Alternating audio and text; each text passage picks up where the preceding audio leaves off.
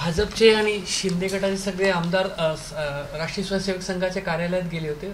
भाजपचे आमदार दरवर्षी जात असतात. त्या ठिकाणी त्यांना उद्बोधन करताना संघ पदाधिकाऱ्यांनी अशी अपेक्षा व्यक्त केली की सामाजिक विषमता जर दूर करायची असेल तर जातनिहाय जनगणना नको अशी संघाची भूमिका आहे. ठीक आहे की जातीअंताची लढाई जी आहे ही झाली पाहिजे, ती होते आहे. परंतु आपण पाहिलं की एवढे अनेक वर्ष प्रयत्न करून सुद्धा ह्या जातींमधली लढाई जी आहे ती काही संपत नाही. ती या देशातच आहे अशातला भाग नाही. धर्मात सुद्धा लढाया आहेत, ते आपण पाहतोच. काही ठिकाणी ते जगात सुरूच आहेत. आणखीन आज वास्तव जर पाहिलं, एक विचार म्हणून हा उत्तम आहे, त्याला विरोध करायचं काही कारण दिसत नाही. गावागावातलं वास्तव जर आपण पाहिलं, प्रत्येक राज्यामध्ये हीच परिस्थिती आहे. निवडणुकीच्या वेळेचं सुद्धा आपण जे काही घडतंय ते आपण जर पाहिलं तर अनेक वेळेला जात पुढे करूनच जे आहेत अनेक गोष्टीवर निर्णय होतात. कधी मतदार सुद्धा, निवडणुका सुद्धा, आणि काही संपतच नाही, वाढतच चाललेलं आहे. बरं, दुसरं असं म्हणजे की आम्ही ज्यावेळेला म्हणतो त्यावेळेला काही कारण, त्यातलं एक कारण असं आहे की 1931 साली जी इंग्रज सरकारनं त्यावेळेला जातीगणना केलेली होती त्याच्यामध्ये ओबीसी 54% आहे असं त्यांनी म्हटलं. ते मंडल आयोगाने सुद्धा तेच म्हटलं.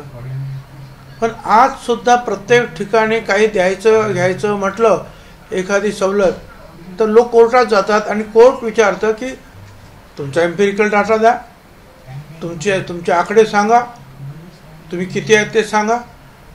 मग त्यांना ते तरी सांगितलं पाहिजे कोर्टांना की याच्या पुढे जे आहे तुम्ही आम्हाला 54% आहात, आम्ही ओबीसी धरून चला. तिथे आम्हाला ते विचारतात की तुमचा आकडा किती. एवढंच नाही तर SC ST प्रमाणे ओबीसी समुदायाला सुद्धा देशभरामध्ये केंद्र सरकार, राज्य सरकारकडून फंड्स मिळाले पाहिजेत. या संदर्भामधली ज्या वेळेला समित्या निर्माण झाल्या, खासदार सुमित्राताई महाजन आणि त्याच्यानंतर मनमोहन सिंग साहेब यांच्या अंतर्गत, त्यावेळेला सुद्धा त्याने हाच मुद्दा उपस्थित केला की या समुदायाला मदत करायला पाहिजे. हा गरीब आहे, अडचणीत आहे, परंतु यांचा डाटा आपल्याकडे नाही. मग आता तो डाटा कसा गोळा करायचा ते सांगा. नाही तर आहे आम्ही सांगतो ते मान्य करा. प्रत्येक वेळेला समित्या सांगणार की डाटा नाही, भारत सरकार सांगणार की डाटा नाही, कोर्ट सांगणार की डाटा द्या, आणि प्रत्येक ठिकाणी जे आहे अडवणूक होते आहे काही सवलती देण्याच्या बाबतीमध्ये. मग करायचं का? त्यामुळं जाती गणना करा. आता काही जाती तर प्रत्येक जात सांगते. आता मला असं वाटतं की मराठा समाजाच्या बाबतीमध्ये ते जरंगे म्हणाले काहीतरी 6 कोटी आहेत मराठा समाज, असं काहीतरी त्या दिवशी मी ऐकलं. काय कमी जास्त 6 कोटी आहेत. आता 6 कोटी जर म्हणजे ते 50% झाले, आणि 50% मध्ये बाकीचे सगळे समाज. मग आता ते कसं काय खरं म्हणायचं? मग होऊ द्या ना. ते 50% आहेत का? ओबीसी 54% आहेत. आता ओबीसी 54% आहेत, ते 50% आहेत, बाकीचे सगळे आहे असं म्हटलं तर हिशोब गेला 150% 12 कोटीच्या ऐवजी 18 कोटी 20 कोटी लोकसंख्या असली पाहिजे महाराष्ट्राची. ह्या सगळ्या अशा अनेक गोष्टीची जी काही ते प्रश्न निर्माण होतात वेगवेगळ्या वेळेला वेगवेगळ्या परिस्थितीमध्ये. त्यामुळे मग आम्ही म्हणतो की बरं ठीक आहे, जात गणना करा, त्याच्यामुळे ओबीसी किती आहे हे समजेल. बरं, आता ओबीसीमध्ये परत रोहिणी आयोग लागू करायचं अशा सुद्धा मागण्या वरती यायला लागल्या.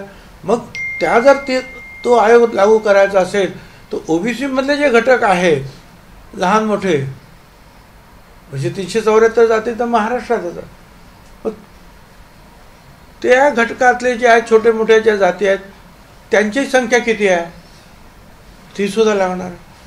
मग प्रत्येक ठिकाणी जे आहे लोकसंख्या तुमची किती हाच प्रश्न जर विचारणार असाल तर मग जातगणना करा. नाहीतरी 1931 पासून जातगणना झाले नाही, त्याला झाली आता किती वर्ष झाली, आता 70 वर्ष आणि 20 वर्ष 90 वर्ष झाली समजा. मग कुठे जाती संपल्या? उलट जातीतल्या लढाईच वाढत आहेत. 70 वर्षात नाही संपल्या ना. विचार चांगला आहे, संत ज्ञानेश्वराचा तो विचार आहे, महात्मा ज्योतिराव फुलांचा सुद्धा तोच विचार आहे की मनुष्य ही एक जात आहे, ती धरूनच आपण वागलं पाहिजे. पण वास्तविक पाहता जे आहे या व्यवहारामध्ये ते होत नाही आहे. आणि प्रत्येक ठिकाणी जे आहे संख्या किती हा प्रश्न निर्माण होतो आहे. सर, शिंदे समितीचा अहवाल, दुसरा अहवाल काल सादर झालेला आहे आणि जे आकडे समोर येत आहेत 54 लाख नोंदी कुणबी मराठ्यांच्या ज्या आहेत ह्या आत्तापर्यंत आढळल्याचं म्हटलं जात आहे. तुम्ही म्हणत होता, तुम्ही अनेक आक्षेप या संदर्भात नोंदवलेले होते यापूर्वी की 13,000 ते 17,000 कसे काय होतात इतक्या लवकर. 15 कोटी इतके दाखले जे आहेत हे तपासले गेलेत असं म्हणतात. काय तथ्य, तुमचं काय मत आहे याबाबत? काय तर ते तुम्ही असं ऐकलंय, तसं ऐकलंय, असं लिहिलं, असं समजलं, याच्यावर उत्तर देणं फार कठीण आहे. तुम्ही काय म्हणे 15 कोटी काय? 15 कोटी दाखले तपासले गेलेत असा. 15 कोटी दाखले म्हणजे 15 कोटी माणसं तर पाहिजेत. या राज्याची लोकसंख्या जर 12-13 कोटी असेल तर 15 कोटी कुठून येतील? त्यामुळे आपण थांबूया, बघूया. आता मुख्यमंत्र्यांचं आज कदाचित त्याच्यावर उत्तर आहे, त्याच्यामध्ये ते काय म्हणतात, काय त्यांना सापडलं, काय नाही, त्याच्यानंतर आपल्याला बोलता येईल. त्याच्या मंत्रिमंडळ उपसमितीची काल बैठक झालेली होती. मंत्रिमंडळ उपसमितीची काल बैठक झाली, त्यानंतर तुम्ही आणि मुख्यमंत्री दोघांची भेट सुद्धा झालेली होती. या भेटीमध्ये त्यांनी असे काही आकडे किंवा या तपशील आमच्या भेटीत त्याचा आणि याचा काही संबंध नव्हता, त्या वेगळ्या कामाचे. पण इतक्या मोठ्या विषयासंदर्भात तुमच्यात एकही वाक्य तुम्ही बोलला नाहीत किंवा चर्चा झाली नाही असं आम्ही समजायचं? इतका ज्वलंत विषय, तुम्ही या संदर्भात इतकं 45 मिनिटं भाषण केलं मी त्या विधानसभेत. मुख्यमंत्र्यांसोबत तुम्ही याबाबत बोललात. आता मुख्यमंत्री त्यांना मी कसं विचारू? ते आता अभ्यास करतायत अजून, ते नंतर सांगतीलच काय. पण हे आकडे जे समोर येते ते तुम्हाला मान्य आहेत का, किंवा तुमचा आकडा जर असेल तर त्या आकड्याला आधार काय ते अगोदर सांगा, मग मान्य आणि अमान्य करावं लागेल. तुम्ही म्हणतायत की मुख्यमंत्री सभागृहामध्ये हे मांडतील, त्याच्या अगोदर कॅबिनेटमध्ये मंत्र्यांबरोबर तुमच्याबरोबर सगळ्यांबरोबर डिस्कस. मला माहिती नाही कॅबिनेट आहे काय, असेल तर ते कॅबिनेटमध्ये सुद्धा. मला निरोप आला नाही का कॅबिनेटचा? अजून तरी बिझनेस ॲडवायझरीचा निरोप आहे. कॅबिनेट आहे 6 वाजता कॅबिनेट आहे म्हणतात. कॅबिनेटमध्ये जेव्हा हा शिंदे समितीचा अहवाल ठेवला जाईल त्यावेळी चर्चा करेल ना. जरांगे पाटलांची जी भूमिका बघतो, आता ते परत असं म्हणतायत की आई ओबीसी असेल तर मुलांनाही द्या, म्हणजे वडील जरी नसतील ओबीसी, आई ओबीसी असेल तरी पण मुलांना. असं आहे की मनोज जरांगे पाटील यांच्या सूचना म्हणा, मागण्या म्हणा, ह्या दिवसेंदिवस एक वाढतच जातात. अगोदर त्यांनी सांगितलं की मराठवाड्यातील जे आहेत निजामशाहीमध्ये अडकलेले आमचे जे आहेत बांधव आहेत ते तपासा. मग म्हणाले मराठवाड्यातील सर्व मराठा समाजांना द्या. मग म्हणाले की महाराष्ट्रातील सर्व मराठा समाजांना द्या. मग आता त्यांनी आणखीन एक नवीन हे काढलं. आता हे परत मागणी मान्य करायची झाली तर मग शेड्यूल कास्टच्या याच्यामध्ये काय करायचं? शेड्यूल कास्टचं जे रिझर्वेशन त्याच्यात पण काय करायचं? शेड्यूल कास्ट आणि शेड्यूल ट्राईब, दलित आणि आदिवासी यांचं सुद्धा रिझर्वेशन आहे. मग तिथे काय कुठला क्रायटेरिया लावायचा, ह्या सगळ्या गोष्टी ज्या आहेत निर्माण होत आहेत. जरांगेने ही जी मागणी केली आईच्या जातीच्या आधारावर खूप प्रॉब्लेम वाढून जातील, म्हणजे असं ते मागणी जरी करत असले पण आरक्षणाचे पूर्ण याच्यामध्ये खूप समस्या निर्माण होतील अशा मागण्या. मी तुम्हाला सांगितलं की हाच प्रश्न उद्या शेड्यूल कास्टच्या रिझर्वेशनमध्ये, शेड्यूल ट्राईबच्या रिझर्वेशनमध्ये येईल. मग काय करणार आपण? तर ते जे आहे काय त्याचा अभ्यास करावा लागेल ना. आणि ते त्या सगळ्यांना मान्य आहे का ते? साधारणपणे जे आहे आपल्याकडे प्रथा आहे की वडिलांचं नाव लावण्याची, वडिलांची जात लावण्याची, असं मला वाटतं. वारंवार जे सांगितलं जातं की ओबीसीला कुठलाही धक्का न लावता आरक्षण दिलेलं आहे, पण हे कितपत शक्य? कारण की आता जर एवढ्या प्रमाणामध्ये जर नोंदी सापडल्या असतील, एवढे दाखले जर दिले तर त्या ओबीसीला धक्का लागतोच ना. नाही, आमचं म्हणणं तेच आहे की अजून त्यांचा आकडा ऑथेंटिक काही बाहेर आलेला नाही, परंतु ते तर स्वाभाविक आहे की जर एखाद्या ठिकाणी आता आपण इथे समजा 10 लोक आहोत आणि 10 लोकांना बसायला खुर्ची आणि जागा आहे, तिथे आणखीन 20-25 लोक आले तर चेंगराचेंगरी होईल, कोणालाच काही जागा भेटणार. तीच गोष्ट जी आहे, आता जे काही 17% आरक्षण 374 जातींना शिल्लक आहे, त्यामध्ये जर मोठ्या प्रमाणावर कुणबी म्हणून बॅकडोर एंट्री मोठ्या प्रमाणात झाली तर मूळ ओबीसी जे आहेत, खरे ओबीसी किंवा खरे कुणबी पहिल्यापासून असलेले, त्यांच्या वाट्याला काही येणार नाही. त्याच्यामध्ये जे लहान लहान समाज आहे त्यांच्याही वाट्याला काही येणार नाही. बरं, ते तिथे आल्यानंतर त्यांना राजकीय आरक्षणसुद्धा लागू होणार. म्हणजे एकसुद्धा लहान समाजाचा माणूस, बेरड समाजाचा, रामवंशी समाजाचा किंवा इव्हन माळीतेरी समाजाचा सरपंचसुद्धा होणार नाही. जर हे सगळे असे त्या ओबीसीमध्ये जर आले तर म्हणजे राजकीय आरक्षण आपोआपच लागू होतं त्यांना. ओबीसीमध्ये आल्यानंतर कोणी काय म्हणाले की त्यांना राजकीय आरक्षण नको, पण ओबीसीत आल्यानंतर राजकीय आरक्षण लागू होतं. पण जर मराठा समाजाला जर वेगळं आरक्षण दिलं तर मात्र ते शिक्षण, नोकरीमध्ये ते लागू होईल. ते राजकीय आरक्षणामध्ये ते लागू होणार नाही. म्हणून आमचं म्हणणं तेच आहे की त्यांना वेगळं आरक्षण द्या. एक तर याच्यामध्ये फार गर्दी होईल, कोणाला काय मिळणार नाही, आणि दुसरं राजकीय आरक्षण तर सगळ्यांचं संपूनच जाईल. मागासवर्गीय आयोगाचे अध्यक्ष सुनील शुक्रे यांना नेमण्यात आलेलं आहे. तेच जरांगेंचं उपोषण सोडवायला गेलेले होते, त्यांच्या पायाजवळ बसलेले होते असं तुम्ही म्हटलेलं होता. ते कसे काय न्याय देऊ शकतील? त्यांच्या नियुक्तीबाबत आपलं काय मत आहे? असं आहे की आता सरकारनं म्हणजे शिंदे साहेबांनी ते नेमलेलं आहे, तर त्यांनी आता न्याय देण्याचं काम केलं पाहिजे. आमच्या मनामध्ये तेच आहे की हे कसं काय, एक तर जे आहे न्यायाधीशांनी जाणं, हे कुठे असं उपोषण सोडायला, हे पहिल्यांदाच पाहिलेलं आहे आणि आपण हे कदाचित पाहिलेलं. आता 30 मंडळी जी आहे तिथे बसलेली आहे, पण असं ते सांगत आहेत की आम्हाला मराठा समाजाला वेगळं आरक्षण देण्याच्या संदर्भामधला ॲक्ट तयार करायचा आहे. ठीक आहे, करा, त्याला आमचा विरोध नाही आहे. मराठा समाजासाठी वेगळं आरक्षण देण्यासाठी, वेगळा कायदा करण्यासाठी 2 वेळा तो केला, आम्ही हातवरती केला, मंजूर केला, तो काही टिकला नाही, तिसऱ्यांदा करा. आणि तो जर कोणी करून देत असेल तर करा. आता आमचं काय म्हणणं नाही.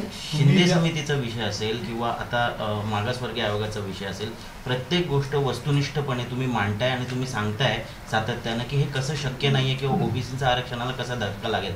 इतर तुमच्या मंत्रिमंडळातले सहकारी असतील किंवा तुमच्या पक्षातले नेते असतील, त्यांना हे सगळं का समजत नाहीये? तुम्ही एकटेच वोकल आहात या बाबतीत. आमच्याच पक्षातले कशाला, सर्वच पक्षातले किती लोक बोलतात, किती लोकांनी एकतर्फी बाजू घेतली. किंबहुना जे ओबीसी आहेत ते सुद्धा काय म्हणाले, किंवा ज्यांची घरं बिरं जाळण्यात आली ते सुद्धा काय म्हणाले. तो प्रश्न जसं तुम्हाला पडलेला तसं आमच्या सुद्धा पुढे तो प्रश्न आहेच. पण भुजबळ साहेब, तुम्ही ज्या पद्धतीने म्हणता की अहवाल आता आलेला आहे, त्याच्यात आकडेवारी येईल, त्याच्यानंतर मी असं काही म्हणालेलं नाही. मी कुठे अहवाल आलेला एवढंच म्हणालो. त्याच्यामध्ये मंत्रिमंडळात काय आहे नाही. आणि काय नाही मला काय माहिती आहे. संख्या सांगतोय, जर जी संख्या आता आम्हाला जी कळाली आहे ती 54,000. जर आणि तरवर मी हायपोथेटिकल प्रश्नांना उत्तर देत नाही.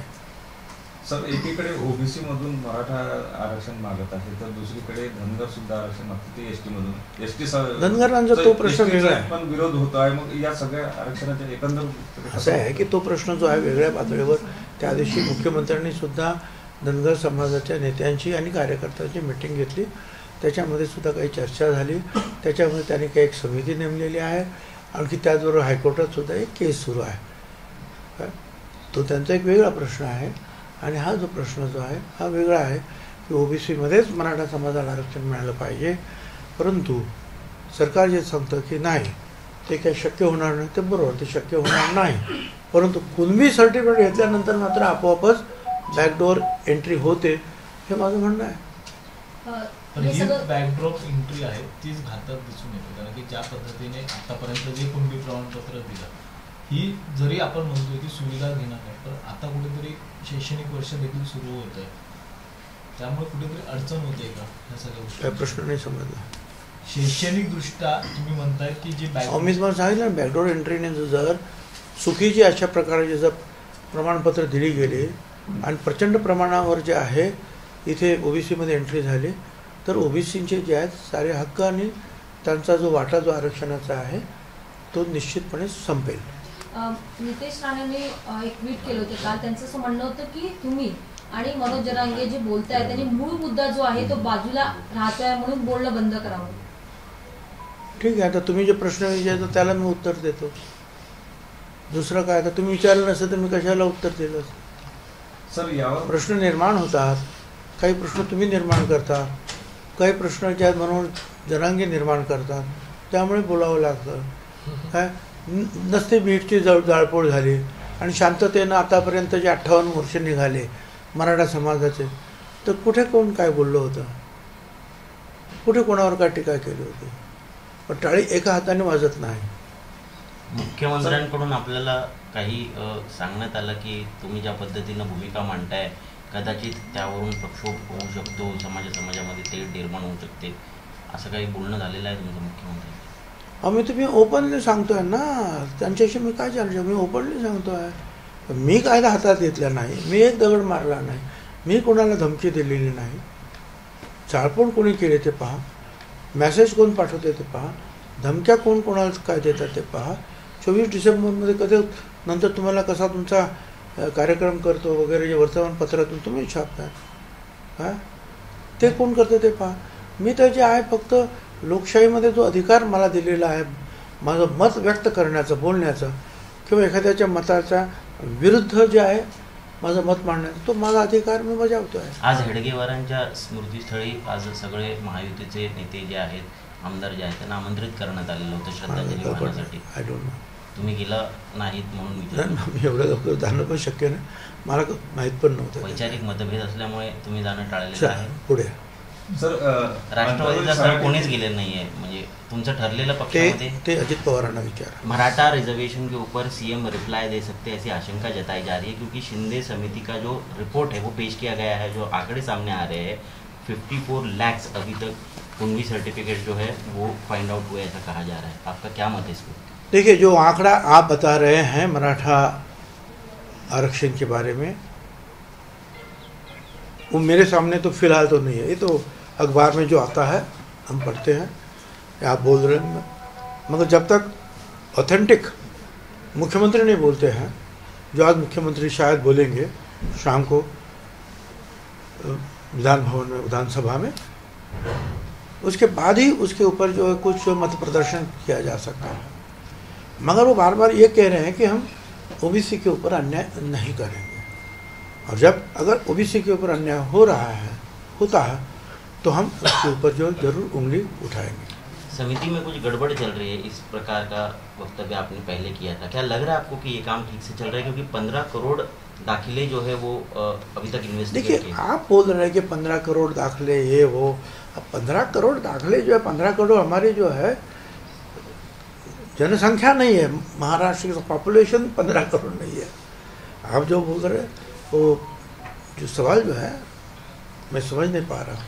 इतने बड़े पैमाने पर अगर ये सर्टिफिकेट्स बांटे जाने वाले हैं तो क्या आपको लगता है कि ओबीसी का आरक्षण? देखिए, अगर कुणबी जो है उस नाम से अगर बैकडोर एंट्री होती है, जो सही कुणबी है उनको हम मान्यता देते हैं. मगर अगर गलत सर्टिफिकेट के साथ अगर ओबीसी में कोई प्रवेश लेता है तो हम उसका विरोध करेंगे. आपने कहा कि राजनीतिक आरक्षण में भी दखलंदाजी होगी इससे. ऐसा है ना कि जो सामने वाले जो मनोज जरंगे बोल रहे हैं कि ओबीसी में हमको आरक्षण दे दो, तो इसका मतलब है कि एक तो ओबीसी की संख्या 54 करोड़ है, 54% प्रतिशत है। इसमें जो है इतनी सारी जो है 374 जनजातियाँ सब कुछ है। अब इसमें 27% जो है आधा मिला है 54% के सामने। अब वही हमको पूरा नहीं हो रहा है। अभी तक जो मैंने देखा उससे आंकड़ा बताया कि 9.5-10% तक जो है ओबीसी आज सरकार में उनको लिया गया है। भारत सरकार में भी वही हाल है। तो इनका ही पूरा नहीं हो रहा है और बड़ी संख्या में अगर दूसरे समाज के लोग यहाँ आते हैं नए तो और भी दिक्कत खड़ी होगी। ये हमारा कहना है। इसलिए हम चाहते हैं कि उनको अलग से रिजर्वेशन दिया जाए, अलग से आरक्षण दिया जाए। हम उसको जो है सपोर्ट कर रहे हैं, अलग से दे दो। जिस तरह से आप सरकार में होने के बावजूद सच्चाई बयां कर रहे हैं, सरकार के बाकी सारे लोग यही बताने की कोशिश करें कि ओबीसी आरक्षण को ठेस नहीं पहुंचने देंगे। हाँ, तो वो बोल रहे हैं, तो हम देखिए वो बार बार बोल रहे हैं कि ओबीसी आरक्षण को ठेस नहीं पहुंचेगी। और हमें जहाँ शक है, लगता है, वहाँ हम अपनी बात रखते हैं लोगों के सामने कि ऐसा नहीं होना चाहिए, ये ठीक नहीं है, क्या गलत है क्या सही है, लोगों के सामने हम रखते हैं। हम विधान भवन में भी, विधानसभा में भी हमने ये बात रखी, बाहर जो रैलीज हमारी होती है उसमें भी ये बात हमने रखी, आपके सामने भी ये बात हम रख रहे हैं। दूसरा एक महत्वपूर्ण मुद्दा था कि आज आरएसएस ने हेगडेवार की स्मृति नहीं, हमें पता नहीं था और शायद अजित दादा को उन्होंने बताया होगा, आपको नहीं पता। लेकिन वहाँ पर संघ के पदाधिकारियों ने जातीय जनगणना का विरोध किया है। उनका कहना है कि जाति व्यवस्था नष्ट करना है तो जनगणना क्यों की जाए, उस पर क्या लगता है? नहीं, मुझे पता नहीं है कि उधर कहाँ क्या चर्चा हुई, ये मुझे नहीं पता है। और आप बोल रहे हैं कि जाति गणना को विरोध करें, तो ये तो बात सही है। जैसे हमारे ज्ञानेश्वर जो है, संत ज्ञानेश्वर, उन्होंने भी कहा था अवघे विश्व च माझे घर। महात्मा ज्योतिराव फुले भी वही कह रहे थे। पर बात यह है कि दिन भर दिन जो है इस देश में जो है जाति के ऊपर झगड़े बढ़ रहे हैं। 1931 में इंग्रज गवर्नमेंट थी, ब्रिटिश गवर्नमेंट, उन्होंने जाति गणना की थी। उसके बाद आज करीबन 30 और ये 70 और ये 20, 90, 55, 95 ईयर्स हो गए करीबन। कहाँ जाति अंत हुआ? क्या जातियाँ भूल गए लोग? उल्टी जो उनकी लड़ाइयाँ बढ़ रही है। और ये एक बात रही। और दूसरी बात रही, जहाँ ओबीसी के बारे में जब हम कुछ मांगने जाते हैं तो कोर्ट पहले बोले कि भाई एम्पिरिकल डाटा लाओ, तुम लोग कितने हैं क्या है। तो कोर्ट को बोल दीजिए ना कि भाई पूछो मत। जो मंडल आयोग ने कहा, जो 1931 की जो जाति गणना ब्रिटिश गवर्नमेंट की है उसको मान लो 54%। मगर कोर्ट हर बार जो है उसके ऊपर उंगली रखेंगे। इतना ही नहीं, जब जैसे कि शेड्यूल कास्ट और शेड्यूल ट्राइब को, आदिवासी और दलित समाज को जो भारत सरकार के ओर से निधि मिलता है, फंड्स मिलते हैं, राज्य सरकार के ओर से भी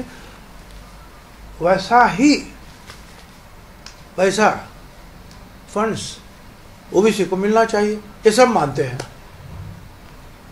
तब के जो है खासदार थी लोकसभा अध्यक्ष बनने के पहले सुमित्रा ताई महाजन, उनकी एक कमेटी थी सांसदों की, दूसरी एक कमेटी थी मनमोहन सिंह साहब की। दोनों समितियों ने जो कहा कि ओबीसी की हालत बहुत बदतर है, उनको मदद देनी चाहिए। मगर हमारे पास डाटा नहीं, तो हम क्या कहें कि कितना दिया जाए। अब वो डाटा नहीं है, तो डाटा जमा करने की कोशिश की गई। हम सुप्रीम कोर्ट में भी गए थे, फिर प्रणब मुखर्जी संसद में जो इस बात को जो समीर भुजबल, स्वर्गीय मुंडे साहब ने रखी, सब लोगों ने उसको सपोर्ट किया। उसके बाद में कुछ डाटा जमा हुआ, मगर कोर्ट में कहा गया कि वो डाटा ओबीसी का नहीं है। तो ये ऐसी जो है बातें चलती है। कोर्ट एक तरफ से हमको डाटा मांगेंगे, दूसरी तरफ से कोर्ट आप बोलेंगे जाति गणना मत करो। और बिहार ने तो की है, तो वहाँ कहाँ जाति जाति में कुछ लड़ाइयाँ तो हुई नहीं है। तो जब तक जो है ये प्रयास तो जारी रखना चाहिए कि जाति जाति या जो है आपस में ख़त्म होना चाहिए, वो हम भी मानते हैं, मगर जब तक ये नहीं होता है तब तक जो लोग जो है, जो क्लास है ओबीसी अदर बैकवर्ड क्लास, जिसमें छोटी छोटी जाति आती, जब तक वो दबे हुए हैं, जब तक उनका पूरा आरक्षण कभी अभी तक मिला भी नहीं है कहीं भी, तब तक तो कम से कम जनगणना करो, जाति गणना करो, और उस हिसाब से जो है उनकी उन्नति के लिए जो भी निधि देना चाहिए, फंड्स देना चाहिए, पॉलिटिकल उनको जो प्रोटेक्शन देना चाहिए वो देना चाहिए।